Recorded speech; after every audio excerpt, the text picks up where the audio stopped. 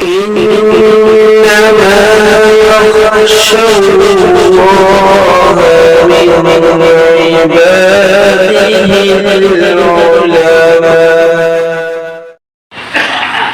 أعوذ بالله من الشيطان الرجيم. بسم الله الرحمن الرحيم. إنا لننصر رسلنا والذين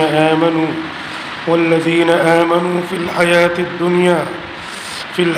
الدنيا ويوم يقوم الأشهاد يوم لا ينفع الظالمين معذرتهم ولهم اللعنة ولهم سوء الدار. وَلَقَدْ آتَيْنَا مُوسَى الْهُدَى وَأَوْرَثْنَا بَنِي إِسْرَائِيلَ الْكِتَابَ هُدًى وَذِكْرَى لِأُولِي الْأَلْبَابِ. فاصبر إن وعد الله حق واستغفر لذنبك وسبح بحمد ربك بالعشي والإبكار. إن الذين يجادلون في آيات الله بغير سلطان أتاهم إن في صدورهم إلا كبر ما هم ببالغيه فاستعذ بالله إنه هو السميع البصير. إنا لننصر رسلنا والذين آمنوا في الحياة الدنيا.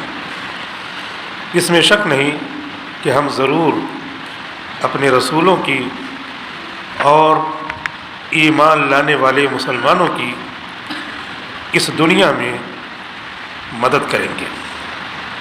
وَيَوْمَ يَقُومُ الْأَشْهَادُ، اور دنیا ہی میں نہیں اس دن بھی مدد کریں گے جس دن گواہیاں قائم ہوں گی، قیامت کا دن ہوگا. یوم لا ينفع الظالمین معذرتهم، وہ ایسا دن ہوگا جس میں ظالموں کی کوئی معذرت، ان کا کوئی عذر کام نہ آئے گا. وَلَهُمُ اللَّعْنَةُ وَلَهُمْ سُوءُ الدَّارِ، ظالموں کے لیے لعنت ہی لعنت ہوگی اور ان کے لیے برا گھر رہنے کے لیے ہوگا. وَلَقَدْ آتَيْنَا مُوسَى الْهُدَى وَأَوْرَثْنَا بَنِي إِسْرَائِيلَ الْكِتَابَ، اور یقیناً ہم نے موسیٰ علیہ السلام کو ہدایت عطا کی اور بنی اسرائیل کو ہدایت کے لیے کتاب توریت عطا کی. ہدی وذکریٰ لأولی الالباب، جو عقل مندوں کے لیے نصیحت کا سامان اور ہدایت کا سامان بن کر رہی. فاصبر ان وعد اللہ حق، تو اے نبی آپ صبر کریں، بے شک اللہ کا وعدہ سچا ہے کہ قیامت آئے گی اور کافروں ظالموں کو ان کے گناہوں کی سزا ملے گی. واستغفر لذنبک، اور آپ اپنے گناہوں کی مغفرت مانگتے رہیں. وسبح بحمد ربک بالعشی والابکار، اور صبح و شام اپنے پروردگار کی تسبیح و تحمید کیجیے، سبحان اللہ الحمدللہ کی تسبیحات پڑھتے رہیے. ان الذین یجادلون فی آیات اللہ بغیر سلطان اتاہم، بے شک وہ لوگ جو بغیر کسی دلیل کے جو ان کے پاس موجود ہو اللہ کی آیتوں میں جھگڑے نکالتے ہیں. ان فی صدورہم الا کبر ما ہم ببالغی، ان کے سینوں میں تکبر چھپا ہوا ہے جس تکبر اور بڑائی تک وہ پہنچنے والے نہیں. فاستعذ باللہ، تو آپ اللہ کی حفاظت میں آ جائیے. انہ هو السمیع البصیر، بے شک اللہ تعالیٰ سب کی باتوں کو سننے والے اور سب کو دیکھنے والے ہیں.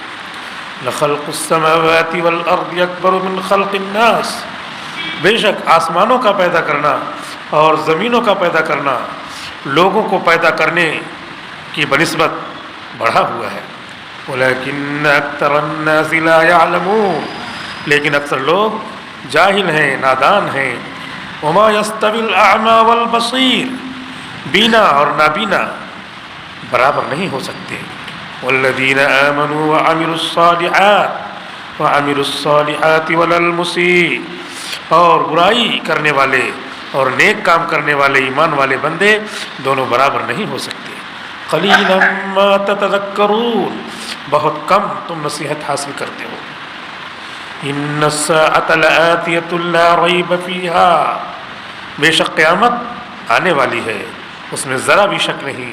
ولکن اکثر الناس لا یؤمنون، لیکن لوگوں کی میجورٹی ایمان نہیں لاتی ہے، اکثر لوگ ایمان نہیں لاتے ہیں۔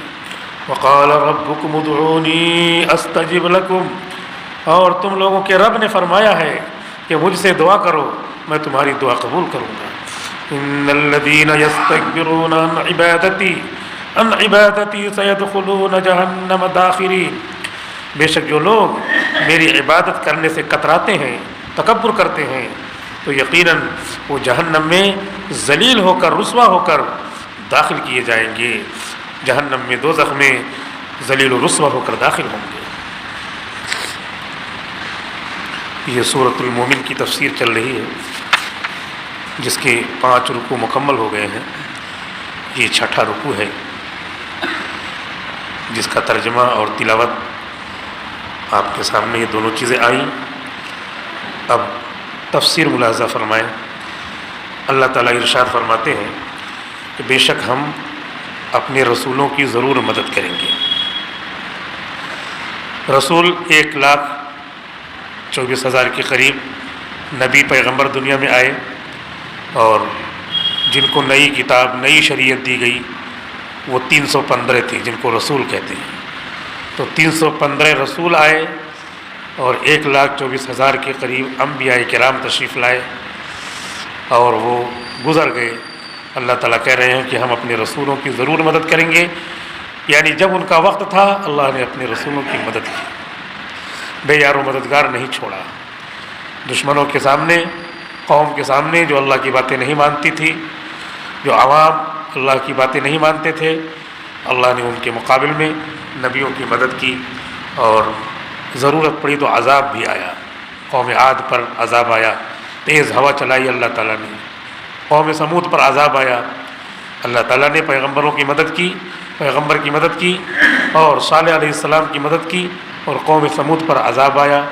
فرشتے نے چیخ ماری ڈراؤنی، اس چیخ کی وجہ سے ان کے دل پھٹ گئے، اور جہاں تھے وہیں کے وہیں بجھے رہ گئے، ختم ہو گئے۔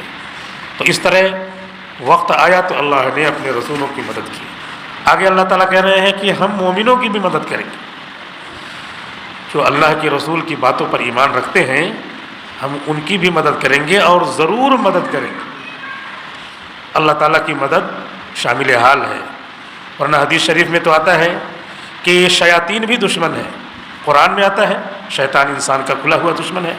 حدیث شریف میں اس کی تفصیل آتی ہے کہ شیطانوں کو اگر موقع ملے، اللہ کی مدد نہ رہے، تو شیطان انسان کی بوٹی بوٹی کر لے، زندہ نہ رہنے دے، لیکن ہر وقت فرشتوں کے ذریعے اللہ تعالیٰ مدد فرماتے ہیں۔ آپ سبھی کو، ہم سبھی کو معلوم ہے کہ بائیں کندھے پر، دائیں کندھے پر فرشتے موجود ہیں۔ عصر کے وقت ان کی ڈیوٹی بدل جاتی ہے، 2 فرشتے دن بھر رہتے ہیں، پھر وہ چلے جاتے ہیں۔ عصر کے وقت رات والے فرشتے آتے ہیں۔ عصر کی نماز میں 4 فرشتے موجود رہتے ہیں، اور فجر کی نماز میں بھی ڈیوٹی بدلتی ہے، تو فجر کی نماز میں بھی 4 فرشتے رہتے ہیں۔ اور مسلمان تو نماز پڑھتے ہیں، جو لوگ نماز نہیں پڑھتے تو فجر کے ٹائم میں، عصر کے ٹائم میں ان کی ڈیوٹیاں بدلتی ہیں، فرشتے آتے ہیں، ذکر کی جگہوں پر، نماز کی جگہوں پہ رہتے ہیں، پھر ڈیوٹی بدل جاتی ہے ان کے ساتھ۔ پھر شام کو جو رہنے والے، رات میں رہنے والے فرشتے ہیں وہ ان کے ساتھ رہتے ہیں۔ اس طرح اللہ تعالیٰ ہر انسان کی 4 فرشتوں کے ذریعے اعمال کے لکھنے کی ذمہ داری دے رکھی، تو ہر انسان کے ساتھ 4 باڈی گارڈ ہیں، اس کی جسم کی حفاظت کرنے والے باڈی گارڈ حفاظت کر رہے ہیں، اور اس کے نام اعمال کو لکھ رہے ہیں۔ خاص حفاظت کے لیے الگ سے اور فرشتے ہیں، چنانچہ آنکھ کے اوپر 13-14 کے قریب فرشتے ہیں جو آنکھ کی صرف حفاظت کرتے ہیں۔ اسی وجہ سے آنکھ کو اگر کوئی تکلیف پہنچتی ہے تو بہت جلدی آنکھ بند ہو جاتی ہے، آنکھ پر کوئی مارنے لگے تو جلدی سے آنکھ بند ہو جاتی ہے، تو آنکھ اپنے سے نہیں بند ہوتی ہے، اللہ کے حکم سے وہ فرشتے بند کر دیتے ہیں جلدی سے۔ اسی لیے اگر کوئی دوسرے کو پیسہ دے کہ تم اپنی آنکھ کو خراب کر دو، 1 کروڑ روپیہ دوں گا، تو وہ لینے کے لیے تیار ہو جائے اور آنکھ کو اپنی آنکھ میں انگلی ڈالے 1 کروڑ لینے کے لیے، تو یہ انگلی ڈالے گا تب بھی جو ہے فرشتے آنکھ بند کرتے ہیں. یہ سوچے گا نہیں بند کروں گا، لیکن جیسے ہی انگلی پہنچائے گا ویسے ہی فرشتے بند کر لیں گے، کیونکہ نہیں جانتا تو 1 کروڑ روپیہ کیا کرے گا. آنکھ چلی جائے گی تو 2 کروڑ نہیں 20 کروڑ خرچ کرے گا، نیچرل آئی قدرتی آنکھ نہیں ملنے والی ہے. تو اس طرح اللہ تعالیٰ فرشتوں کے ذریعے حفاظت کرتے ہیں. الذین آمنوا، ایمان والوں کی بالخصوص حفاظت کرتے ہیں. فی الحیات دنیا، دنیاوی زندگانی میں چھت بنی ہوئی ہے، چھت کے کنارے کنارے دیوار نہیں بنی ہوئی ہے، تو حدیث شریف میں آتا ہے ایسی چھت پہ نہیں سونا چاہیے جس کے کنارے کنارے دیوار نہ بنی ہو، کیونکہ سوئے گا تو خواب آتا ہے. تو خواب 3 طرح کا آتا ہے. ایک خواب ہوتا ہے شیطانی خواب، ایک ہوتا ہے نفسانی خواب، اور ایک ہوتا ہے رحمانی خواب. 3 طرح کا خواب آتا ہے. دن بھر جو آدمی سوچتا رہتا ہے، پڑھتا رہتا ہے، کام کرتا رہتا ہے، بزنس اور تجارت میں رہتا ہے، شیئر مارکیٹ میں رہتا ہے، کہاں رہتا ہے؟ جہاں جہاں وہ چلتا پھرتا ہے، وہ سب جب سوتا ہے تو یاد آتا ہے، خواب دیکھتا ہے. تو اپنے کاروبار کا خواب دیکھے تو یہ خیالی خواب ہے، نفسانی خواب ہے. ایسے خواب کی تعبیر نہیں ہوتی. دن بھر جو کام کرتا ہے اسی کام کو خواب میں دیکھے، اس خواب کا نام ہے نفسانی خواب، اس کی تعبیر نہیں ہوتی، خیالی خواب. اور اس کے علاوہ ڈراؤنا خواب دیکھا تو وہ شیطان دکھاتا ہے. کبھی ہاتھی دوڑاتا ہے، کبھی جو ہے کہیں پکڑ کے کوئی مار رہا ہے، کبھی جو ہے تکلیف پہنچانے کی، کبھی کہیں بستری پہ پیشاب کر رہا ہے، شیطان کے ساتھ گھوم رہا ہے. اس طرح کا خواب جو دیکھتا ہے تو وہ شیطانی خواب ہوتا ہے، شیطان دکھاتا ہے. تو شیطانی خواب کی بھی تعبیر نہیں ہوتی. اور ایک ہوتا ہے رحمانی خواب، اس میں ان دونوں کے علاوہ چیزیں دیکھے کوئی. مثال کے طور پہ آدمی دیکھ رہا ہے کہ میں پھل کھا رہا ہوں، تو اب اس کی تعبیر ہوتی ہے، یہ رحمانی خواب ہے، رحمان نے، اللہ نے دکھایا ہے. پھل کھانے کی تعبیر یہ ہے کہ اس کو دنیاوی دولت ملے گی. کوئی آدمی خواب میں دیکھ رہا ہے کہ دودھ پی رہا ہوں، تو اس کا مطلب یہ ہے کہ اس کو دین کا علم ملے گا. کوئی آدمی دیکھ رہا ہے کہ میں طواف کر رہا ہوں، تو یہ سب خواب رحمانی خواب ہے، تو اس کا مطلب ہے کہ وہ حج کرنے جائے گا. کوئی آدمی دیکھے کہ میں پانی میں تیر رہا ہوں، تو اس کا مطلب یہ ہے کہ اس کو اس کے مقصد میں کامیابی ملے گی. اس طرح بے شمار خواب ہیں جو نفسانی اور شیطانی کے علاوہ ہیں، جو رحمانی خواب کہلاتے ہیں، ان کی تعبیر ہوتی ہے. تو رحمانی خواب کی تعبیر ہوتی ہے، نفسانی اور شیطانی خواب کی تعبیر نہیں ہوتی. اب شیطانی خواب ہے، شیطان دکھا رہا ہے کہ تم ٹہل رہے ہو، جا رہے ہو، آ رہے ہو، چل رہے ہو، تو خواب ہی میں سب دکھا رہا ہے اور چھت پہ سو رہا ہے جس میں مڈیر نہیں ہے، جس میں دیوار نہیں ہے. تو وہ سمجھ رہا ہے کہ میں کیا کر رہا ہوں، چل رہا ہوں، جا رہا ہوں. پتہ چلا کہ کروٹ لے رہا ہے، نیچے آ گیا. کیونکہ شیطان کو اللہ نے یہ قدرت دیا ہے کہ وہ انسان کے اوپر حاوی ہو کر کے وسوسے ڈالے. یوسوس فی صدور الناس، لوگوں کے دلوں میں وسوسے ڈالتا ہے. من الجنۃ والناس، انسانوں اور جناتوں میں سے، شیطانوں میں سے. تو وسوسے ڈال رہا، خواب کی شکل آ رہی ہے. اب خواب وہ دیکھ رہا، سمجھ رہا، پتہ چلا نیچے آ گیا. اسی لیے حدیث شریف میں منع کیا گیا ہے کہ ایسی چھت پہ نہ سو. چھت پہ وہ اٹھا کے ایسے گرانے کا تو اس کو بہت جلدی موقع نہیں ملتا، لیکن وسوسے ڈال کر کے اس طرح کرتا ہے، کروٹیں دلاتا ہے. تو اس کے بعد جو کروٹ لیتے ہوئے پلٹتے ہوئے جائے گا تو نیچے گر جائے گا. تو اللہ نے ہمارے لیے یہ نظام بنایا ہے. شریعت پوری کی پوری جو اسلام ہے، دین ہے، پورا کا پورا ہمارے لیے روحانی علاج ہے. جو روح کی بیماری ہے اس کے لیے علاج ہے. دین کا جو بھی کام ہو، دین کا چھوٹا کام ہو، بڑا کام ہو، چھوٹی سنت ہو، بڑی سنت ہو. چھوٹی کا مطلب ہر سنت بڑی ہے، چھوٹی کا مطلب آسان ہو عمل کرنے میں، بڑی کا مطلب ہے تھوڑا سا ٹائم لگے عمل کرنے میں.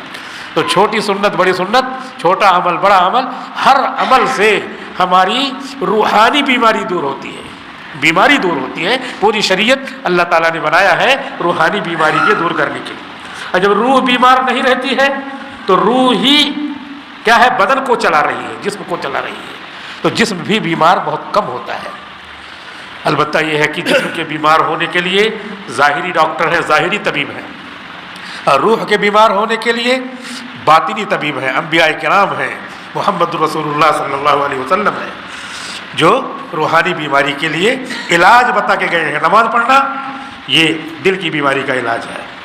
دل بیمار ہوتا چلا جا رہا ہے، خراب ہوتا چلا جا رہا ہے، ہم 5 وقتہ نمازیں چھوڑے ہوئے ہیں، روزہ چھوڑے ہوئے ہیں، عبادتیں چھوڑے ہوئے ہیں، زکوٰۃ چھوڑے ہوئے ہیں، صلہ رحمی چھوڑے ہوئے ہیں، ایک دوسرے کی مدد کرنا چھوڑے ہوئے ہیں، حج چھوڑے ہوئے ہیں، تو یہ دل بیمار ہوتا چلا جا رہا ہے اور آدمی کو پتہ نہیں چلتا، اور اسے بتاؤ تو ناراض ہوتا ہے، شریعت کو جیسے اپنا دشمن سمجھ لیا ہے۔ کسی سے کہیے کہ آپ نماز پڑھیے، اس میں آپ کے لیے مدد ہوگی، نہیں، بقیہ دوسرا کام بتا دیجئے تو وہ فوراً کرنے کے لیے تیار ہو جائیں گے، حالانکہ ہماری ہی بیماری کا یہ علاج ہے۔ ہم نے شریعت کو بالکل اپنے دماغ سے سمجھ رکھا ہے، جیسے کہ مولانا اشرف علی تھانوی رحمۃ اللہ علیہ نے مثال دیا ہے کہ ہم نے دین کی باتوں کو، شریعت کو، جو نہایت حسین ہے، بہترین ہے، خوبصورت ہے، ہمارا روحانی علاج ہے، ہم نے اس کو بالکل اپنے لیے مضر سمجھ رکھا، نقصان دہ سمجھ رکھا ہے۔ جیسے کہ انہوں نے مثال سے بتایا کہ جیسے ایک چمار تھا، چمار گاؤں میں نیچی ذات کے لوگ ہر علاقے میں رہتے ہیں، گاؤں کے کنارے 2 4 10 گھر، ایسے ہر جگہ ان کو اردو میں چمار کہتے ہیں، علاقے میں، ہر علاقے میں الگ الگ نام رہتا ہے۔ تو کہہ رہے ایک چمار تھا، وہ گاؤں کا جو ہے، جو اس طرح کا چھوٹا موٹا کام ہو وہ سب کرتے ہیں، اس طرح آدیواسی ٹائپ ہمارے علاقے میں ان کو چمار کہا جاتا ہے اردو میں۔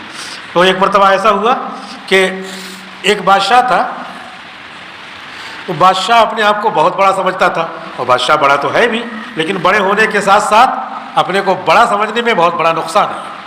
تو اس کی بیٹی تھی، وہ سوچتا تھا شادی کس سے کروں، میرا ہم پلہ تو کوئی ہے نہیں، تو جتنے بھی رشتے آتے تھے انکار کر دیتا تھا، نہیں میرے ہم پلہ تھوڑی تم ہو، میرے برابر نہیں ہو تم، انکار کر دیتا تھا۔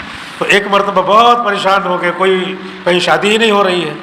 ایک مرتبہ ایسا ہوا کہ طوفان آیا، ہوا تیز چلی، اور اس میں بگولا، آگ کا بگولا آیا، بونڈر، اور اس میں جو ہے ایک چمار تھا گھر کے باہر، اس کو وہ ہوا جو ہے، جو بگولا تھا، اس کو اڑا لے گئی، وہ ہوا اڑا لے گئی اور لے جا کر کے اس کو بادشاہ کے راجا کے چھت پہ چھوڑ دیا۔ وہاں پہنچا وہ بگولا اور ہوا ختم ہو گئی، وہ وہاں پہ چھت پہ پڑا ہوا ہے۔ اب وہ چھت پہ پہنچا ہوا ہے، اب ادھر جو ہے چل رہا ہے، دھم دھم آواز آ رہی ہے۔ راجا نے کہا دیکھو بھائی کون آ گیا، تو پتہ چلا کہ یہ تو ایک آدمی ہے چمار یہاں آیا ہوا ہے، یہ کیسے آ گیا؟ تو شہر کے جو عقل مند لوگ تھے، بادشاہ کے کنارے رہنے والے منسٹر لوگ، وزیر لوگ، اہل عقل، حکماء، عقلاء، ان کو جو ہے راجا نے بلایا، کہا بتاؤ یہ کیسے، یہ کہاں سے آ گیا چھت کے اوپر؟ تو ان لوگوں نے بہت غور خوض کر کے بتلایا کہ وہ عالم غیب سے ایک آدمی اللہ نے بھیجا ہے۔ عالم شہادت، یہ جو دنیا ہے، عالم شہادت میں تو تمہاری بیٹی کا کوئی جوڑا مل نہیں رہا ہے، عالم غیب سے اللہ نے ایک آدمی بھیجا ہے تمہاری بیٹی کی شادی کی۔ بہت اچھا، ان لوگوں نے فیصلہ کیا، پھر کیا ہوگا؟ پھر اب وہ تو ہے چمار، تو اس کو نہلاؤ دھلاؤ، چنانچہ اس کو پکڑ کے لائے، اوپر سے چھت پر سے لائے، اب اس کو جو ہے نہلانے کے لیے غسل خانے میں لے جا رہے ہیں۔ اب اس کو پکڑ کے جیسے غسل خانے میں لے جا رہے ہیں، چلا رہا ہے بچاؤ بچاؤ، حالانکہ اس کو نہلانے کے لیے لے جا رہے ہیں، کیونکہ بیٹی سے شادی کرنا ہے، عالم غیب سے اللہ نے بھیج دیا، اہل عقل نے فیصلہ کیا ہے، اب وہ چلا رہا ہے۔ وہ جو عقلاء تھے، جو مشورہ دینے والے تھے، انہوں نے کہا کہ نہیں نہلاؤ، وہ اصل میں دوسری دنیا سے آیا ہوا ہے، دوسرے پلینٹ سے آیا ہوا ہے، اس کو ابھی انس نہیں ہے اس دنیا سے، اسی لیے وہ چلا رہا ہے، اس کو گرم گرم پانی سے نہلاؤ، گرم پانی سے نہلاؤ، اس کے میل ویل چھڑاؤ جلدی سے۔ اب جب گرم گرم پانی ڈالا اور چلا رہا ہے، اس کے بعد کسی طرح نہلایا دھلایا، اور اس کے بعد پھر جو ہے اس کو کپڑے پہنائے۔ اب کپڑے جب پہنانے جا رہے ہیں اور چلا رہا ہے، حالانکہ اس کو شاہی جوڑا مل رہا ہے، وہ پہنانے کے لیے لے جا رہے ہیں، وہ چلا رہا ہے، خوب چلایا۔ لیکن جو مشورہ دینے والے تھے انہوں نے کہا کہ نہیں، چھوڑنا نہیں، کہ دوسری دنیا سے آیا ہے، اسی وجہ سے اس کو ان سب چیزوں سے انس نہیں ہے، اس کو پہناؤ۔ چنانچہ پہنایا، اور اس کے بعد پھر شادی بیٹی سے کرنا ہے، تو ابھی تو انس ہی نہیں ہے، چلا رہا ہے ہر دم، تو کہا اس کے سامنے ہیرے جواہرات جو بادشاہ کے محل میں رکھے ہیں وہ سامنے لا کے رکھو، چمکتے ہوئے سونے چاندی کے جو ہیرے جواہرات ہیں چمکنے والے، وہ سب لاؤ۔ اب سامنے لا کے رکھا اور چلا رہا ہے ایک دم، بالکل گلے پھاڑ پھاڑ کر کے۔ پھر مشورہ دینے والوں نے کہا ماننا نہیں، اسی طرح کرنا، کیونکہ یہ ابھی اس سے مانوس نہیں ہے۔ اس کے بعد پھر جو ہے ابھی چلا رہا ہے تو کہا سب ہٹاؤ، شہزادی کو اپنی بیٹی کو لا کے سامنے رکھو، اس کو دیکھے گا تو شاید اس کو انس ہو جائے، کیونکہ غیب کی دنیا کا آدمی ہے، دوسرے پلینٹ کا آ گیا ہے، اللہ نے بھیجا ہے، اس کو دیکھے گا تو شاید چلانا بند کرے۔ اب بیٹی کو شہزادی کو لائے، جیسے سامنے بیٹھایا بن ٹھن کر کے وہ آئی، اب اس کو دیکھ کر کے اور زیادہ چلا رہا ہے، آواز اور اس کی تیز ہو گئی، بلند ہو گئی، کسی طرح چپ ہی نہیں ہو رہا ہے، چلا رہا ہے، اور سب چیزیں بادشاہ کے گھر کی اچھی سے اچھی چیزیں، لیکن وہ سمجھ نہیں رہا ہے۔ تو مشورہ دینے والوں نے کہا کہ اس کو قید نہ کرو، آزاد چھوڑ دو، جب اس دنیا میں گھومے گا، انس ہو جائے گا، تب اس سے شادی کر دینا، اللہ نے غیب سے بھیجا ہے، لیکن ابھی اس کو جو ہے گھومنے دو، ٹہلنے دو۔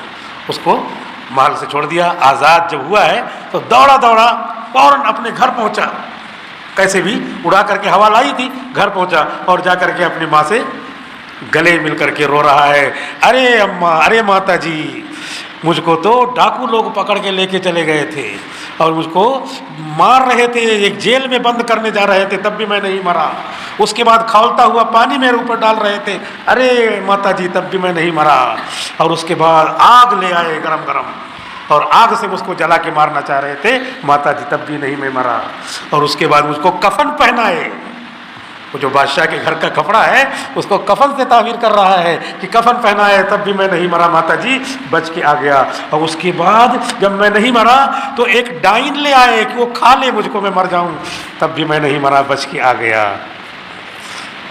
یہ واقعہ مولانا اشرف علی تھانوی رحمۃ اللہ علیہ نے سنایا ہے کہ آپ حقیقت کی نظر میں دیکھیے، شریعت کو اسی طرح ان لوگوں نے سمجھ رکھا ہے جو دین پر عمل نہیں کرتے۔ شریعت کیا ہے؟ شریعت ہے اس کو نہلا کے صاف ستھرا کر رہی ہے۔ یہ کہہ رہا ہے کہ جماعت والے پکڑ کے کہاں لے جا رہے ہو، اب مرا تب مرا، اور اس کے بعد گرم گرم پانی سے نہلا دھلا کر توبہ کرا کے نماز پڑھوا رہے ہیں، کہہ رہے اب مرا تب مرا۔ شریعت کو انہوں نے گرم گرم پانی سے مارنے کا ذریعہ بنا لیا ہے، اور اس کو جو ہے سفید سفید کپڑا پہنا کر کے مسجد میں جمعہ کو لا رہے ہیں، جماعت میں لے جا رہے ہیں، خانقاہ میں لے جا رہے ہیں، تفسیر کے حلقوں میں بیٹھا رہے ہیں، نہیں آج ہی مجھ کو مردہ بنا دیں گے، کفن مجھ کو دے رہے ہیں، اور اس کو کچھ نعمتیں دو، کچھ کھلاؤ پلاؤ، تو یہ کیا سمجھ رہے ہیں؟ آگ میں اسی وقت جلا ڈالیں گے، اور بہترین حوروں کا اللہ کے یہاں وعدہ ہے، بہترین حوریں تمہیں ملیں گی، تو اس کو ڈائن سمجھ رہے ہیں، شریعت کو ڈائن انہوں سمجھ رکھا ہے۔ یہی جب عقل خراب ہو جاتی ہے، جب سوچ خراب ہو جاتی ہے، تو جن چیزوں کو اللہ نے ہمارے فائدے کے لیے رکھا ہے ان کو ہم نے بدل دیا اپنے دماغ سے، اور اس پر کب احساس ہوگا؟ اس پر احساس جب ہوگا جب آنکھیں بند ہو جائیں گی۔ اللہ تعالیٰ کہہ رہے ہیں کہ ہم ان اہل ایمان کی جو شریعت کی باتوں پر عمل کرتے ہیں، نماز کے پابند ہیں، روزوں کے پابند ہیں، نماز کے مسئلے مسائل آخری دم تک سیکھتے رہتے ہیں، ان سب کی ہم دنیا میں بھی مدد کریں گے، آخرت میں بھی مدد کریں گے۔ نماز کا ایک مسئلہ یہ بھی ذہن میں رکھنا چاہیے کہ کبھی کوئی آیا 2 رکعت چھوٹی ہوئی ہے اور امام کے ساتھ اس نے سلام پھیر دیا، پھر اس کو خیال آیا کہ مجھے کھڑا ہونا ہے، تو اب اسے کھڑے ہو کر کے نماز پڑھنا چاہیے جیسا کہ لوگ پڑھتے ہیں، لیکن اس میں مسئلہ یہ سیکھنا ہے کہ اگر ہم نے بھول کر کے سلام پھیر دیا تو اپنی 2 رکعت جب پوری کریں گے تو اس میں ہم سجدہ سہو کریں گے۔ اگر ہم نے اپنی 2 رکعت پوری کیا اور امام کے ساتھ 2 رکعت پڑھی تھی، 4 ہو گئی، لیکن جب ہم نے اپنی 2 رکعت پوری کیا تو سجدہ سہو نہیں کیا تو نماز نہیں ہوگی، 4 رکعت پھر سے پڑھنی پڑے گی، 4 رکعت پھر سے پڑھنی پڑے گی۔ تو یہ سب کیا ہے؟ یہ الذین آمنوا، وہ لوگ جو ایمان لائے اور نیک کام کرتے رہے، عبادتیں نیک کام ہے، مسئلے مسائل سیکھنا نیک کام ہے، دین کی باتیں سیکھنا نیک کام ہے، سیرت رسول کا مطالعہ کرنا، اللہ کے رسول کی زندگی کو کہ ایک ایک گوشے کو جاننا، یہ سب نیک کام ہے، یہ سیکھتے رہنا، پڑھتے رہنا، یہ سب چیزیں کیا ہیں؟ اللہ تعالیٰ کہہ رہے ہیں ہم ایسے لوگوں کو دنیا میں مدد کرتے ہیں ان کی۔ چنانچہ ایک مسئلہ یہ بھی ہے کہ جیسے اخیر میں آئے، آخری رکعت چل رہی ہے، قعدہ اخیرہ ہے، اس میں جیسے ہی ہم نے اللہ اکبر کہہ کے قعدہ اخیرہ کیا، 1-2 منٹ ہوئے تھے، تحیات شروع کیا تھا کہ امام صاحب نے سلام پھیر دیا، ٹھیک ہے، پھر ہم کو کھڑے ہو جانا چاہیے، کھڑے ہوتے ہیں سب لوگ اور اپنی 4 رکعت پوری کرتے ہیں۔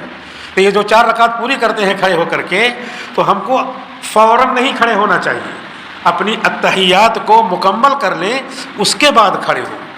التحیات مکمل کیے بغیر اگر ہم کھڑے ہو گئے تو ہماری نماز مکروہ تحریمی ہوگی، ہماری نماز کیا ہوگی؟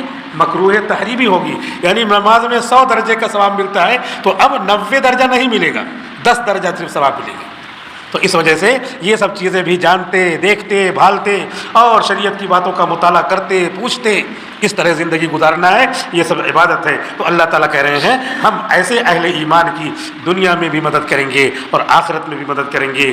آخرت کون سی جگہ ہے؟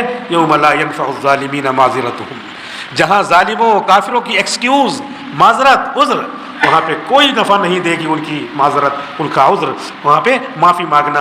وَلَهُمُ اللَّعْنَةُ، ہر طرف سے فرشتے آ کر کے ان پر لعنت بھیجیں گے، نالائق کہیں کہ اتنی شاندار زندگی دی تھی، اتنی شاندار جو ہے تم کو اچھی اچھی نعمتیں دی تھی، انبیاء بھیجے تھے، وارثین انبیاء بھیجے تھے، علماء بھیجے تھے، سمجھانے والے بھیجے تھے، تم نے کان نہیں دھرا اور اب مر کر کے آ گئے ہو، تم پر کروڑوں لعنتیں ہوں۔ وَلَهُمُ اللَّعْنَةُ وَلَهُمُ السُّوءُ الدَّارُ، اور تمہارے لیے جو مہمان خانہ بنا ہے اس مہمان خانے میں آگ ہی آگ ہوگی۔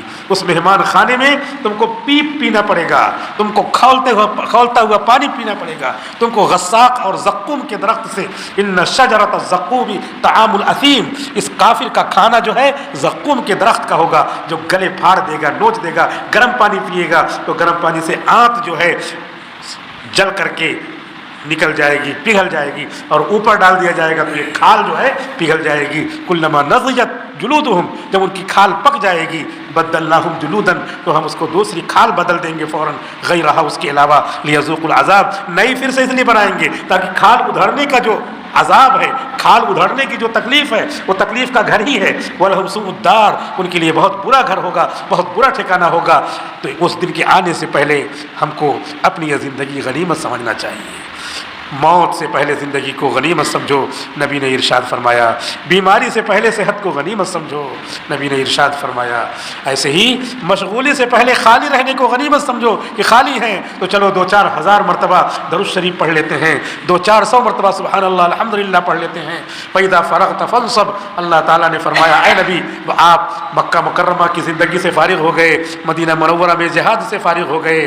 فَإِذَا فَرَغْتَ، اب دین مکمل ہو چکا۔ الْيَوْمَ أَكْمَلْتُ لَكُمْ دینکم، آج ہم نے آپ کے لیے دین مکمل کر دیا۔ ایسے ہی ہم اپنے کاروبار سے، بال بچوں کی شادی بیاہ سے، اور اپنے جو ہے ریٹائرمنٹ سے، اپنے کاروبار سے، بچوں نے کاروبار سنبھال لیا۔ فَإِذَا فَرَغْتَ، جب ہم فارغ ہو گئے تو اللہ تعالیٰ کہتے ہیں فَانصَبْ، تو دین کے راستے میں تکلیف اٹھاؤ۔ وَإِلَىٰ رَبِّكَ فَارْغَب، اور اپنے پروردگار کی طرف ہر دم مائل رہو، تلاوت کرتے رہو، تسبیح پڑھتے رہو۔ یہ جو جمعرات کی رات آتی ہے، یہ حدیث شریف میں آتا ہے کہ یہ شب قدر کے برابر ہے۔ اس رات میں عبادتیں کرنا چاہیے، زیادہ سے زیادہ درود شریف پڑھنا چاہیے۔ تو یہ رات آئی ہے، ایسے ہی ہر جمعرات کو جو رات آتی ہے، یعنی جمعرات کا دن گزر کر کے اور جمعہ کا دن آئے گا، تو بیچ میں جو یہ رات ہے، یہ رات بہت زیادہ فضیلت کی ہے۔ تو ہمیں اس میں عشاء کے بعد یا تو جلدی سو جائیں اور جو ہے جماعت کے ساتھ نماز پڑھنے کی پوری کوشش کریں، اور پھر فجر کی جماعت کے ساتھ نماز پڑھنے کی پوری کوشش کریں۔ تو حدیث شریف میں آتا ہے، بخاری شریف میں، کہ رات بھر عبادت کرنے کا ثواب ملے گا۔ تو کم سے کم اس طریقے سے نفع والا انعامی ثواب ہم حاصل کریں، اور اس کے علاوہ تسبیحات بڑھا دیں۔ روزانہ ہم 100 درود شریف پڑھتے ہیں، آج 500 پڑھ لیں، 200 پڑھ لیں، 300 پڑھ لیں۔ روزانہ تسبیح پڑھتے ہیں لا الہ الا اللہ کی 100 مرتبہ، آج 150 مرتبہ پڑھ لیں، 200 مرتبہ پڑھ لیں۔ کیوں؟ اس لیے کہ مشغولی سے پہلے ہم کو جو ہے خالی ہونے کو، فراغت کو غنیمت سمجھنا چاہیے، بیماری سے پہلے صحت کو غنیمت سمجھنا چاہیے، بڑھاپے سے پہلے جوانی کو غنیمت سمجھنا چاہیے۔ اللہ کے رسول صلی اللہ علیہ وسلم نے فرمایا آنکھیں بند ہو جائیں گی، کل نفس ذائقۃ الموت، اللہ کا ارشاد ہے کہ ہر ایک کو موت کا مزہ چکھنا ہے، لہٰذا موت آنے سے پہلے یہ سارے نیک کام کر لیں، ورنہ وَلَهُمُ اللَّعْنَةُ وَلَهُمُ السُّوءُ الدَّارُ، ان کے لیے جو اس دنیا سے کام کر کے نہیں گئے، لعنت ہی لعنت ہوگی، اور وہ برا گھر ہوگا جہنم کا۔ وَلَقَدْ آتَيْنَا مُوسَى الْهُدَىٰ، اللہ تعالیٰ نے موسیٰ علیہ السلام کو توریت دی، حضور صلی اللہ علیہ وسلم کو قرآن دیا۔ قرآن کریم میں 6236 آیتیں ہیں، کم سے کم آدمی ایک مہینے میں تو ایک بار ختم کرے پورا قرآن کریم کے ایک پارے کو روزانہ پڑھے، 5 وقتوں میں ڈیوائیڈ کر لے، فجر میں، ظہر میں، عصر میں، مغرب میں، عشاء میں ایک پاؤ پڑھتا رہے، کسی نماز میں آدھا پاؤ پڑھ لے، تو اس طریقے سے ہر نماز میں اگر جو ہے پاؤ پڑھتا ہے، اور کسی نماز میں نہیں بھی پڑھا، دوسری تسبیحات پڑھی، تو 5 وقت میں ایک پارہ اس کا ہو جائے گا۔ ایک مہینے میں ایک قرآن شریف ختم کرے، اور سورہ یاسین کا روزانہ معمول بنا لے کہ ایک مرتبہ سورہ یاسین پڑھنے میں 10 مرتبہ پورے قرآن کریم کو مکمل کرنے کا ثواب ملتا ہے۔ یہ دنیا ہے، آنی جانی ہے، وقت گزر رہا ہے، قدم سوئے مرقد، نظر سوئے دنیا کدھر جا رہا ہے، کہاں دیکھتا ہے؟ ہمارا قدم مرقد کی طرف، قبر کی طرف بڑھ رہا روزانہ، اور ہماری نظر دنیا کی طرف ہے، اتنا کماؤں، یہ کام کر لوں، وہ کام کر لوں، سینکڑوں طرح کے ہمارے جو ہے کام ہیں، مصروفیات ہیں، مشغولیات ہیں، لیکن جب موت آ جائے گی تو ساری مشغولیات کو چھوڑوا دے گی۔ لہذا فَإِذَا فَرَغْتَ فَانصَبْ، جب آپ فارغ ہو جائیں، کوئی کام نہ رہے، تو آخرت کو اوڑھنا بچھونا بنا لے۔ اللہ سے دعا کرتے ہیں کہ اللہ تعالیٰ کہنے سے زیادہ سننے سے زیادہ عمل کرنے کی توفیق عطا فرمائے۔ وآخر دعوانا الحمدللہ رب العالمین۔